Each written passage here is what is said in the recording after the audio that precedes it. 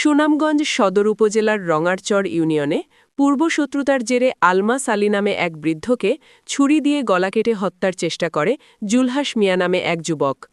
গুরুতর আহত বৃদ্ধকে দ্রুত সিলেট ওসমানী মেডিকেল কলেজে নেওয়া হয়েছে।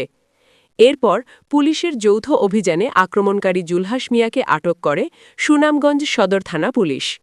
এ ঘটনা নিয়ে কী বললেন সুনামগঞ্জ সদর থানার ওসি রতন শেখ। জানতে চাইছিলেন যে গলা কাটার বিষয় নিয়ে।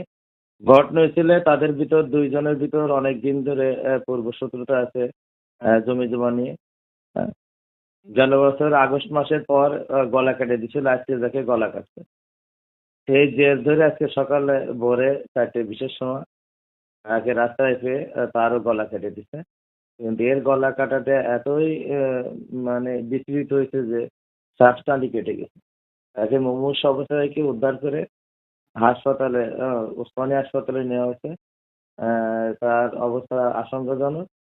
এই ঘটনায় আমরা র্যাবের সহায়তা নিয়ে মূল যে পূর্বের যে গলা কাটা যে জুলহাস তাকে আমরা তার এলাকার থেকে হেফাজতে নিয়েছি।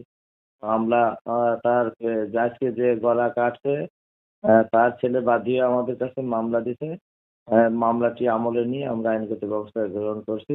আসামিকে কালকে আদালতে প্রেরণ করা হবে।